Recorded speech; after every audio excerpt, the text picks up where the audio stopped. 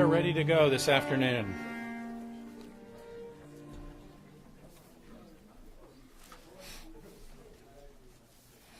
So our final session today is on subsistence and traditional knowledge.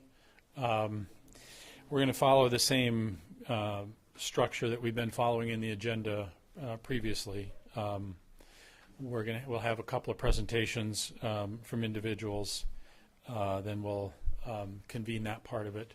Probably take a break at that point, and then we'll come back, and we've got the panel session that we'll do, and part of that is a presentation by one of our panel members. Then we'll bring all the panel members up to the front and have the panel discussion, then have the open discussion. And then following that, we'll bring all the panel members back up, and we'll go through their kind of preliminary observations and recommendations, and then we'll get some final comments from Pebble, and then we'll wrap it up for the day. And I promised people that I'd get them out of here in time that you could go watch the vice presidential debate. So that's my goal. Okay, so what I want to do first, though, is to introduce our panel members. And Stephen Bryan was up in the previous panel. I didn't get a chance to introduce him, so let me do that. And we have a couple of panel members, as I mentioned. So Stephen Bryan is principal of Stephen Bryan Associates and has conducted sociocultural and socioeconomic research in over 125 rural Alaska villages since 1973, participating in over 100 research projects throughout rural Alaska, Canada, and Japan.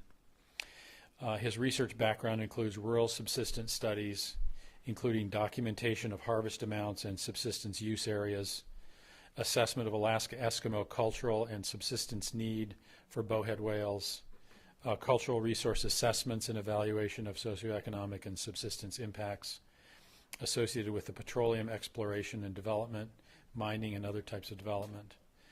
Mr. Bryan has performed subsistence research throughout Alaska, including North Slope, Northwest Alaska, the Seward Peninsula, Bering Straits, Norton Sound, the Yukon-Kuskokwim region, Bristol Bay, the Alaska Peninsula, Kodiak Island, the Aleutian and Pribilof Island region, Central Alaska, the interior Alaska, Southeast Alaska, and Prince William Sound.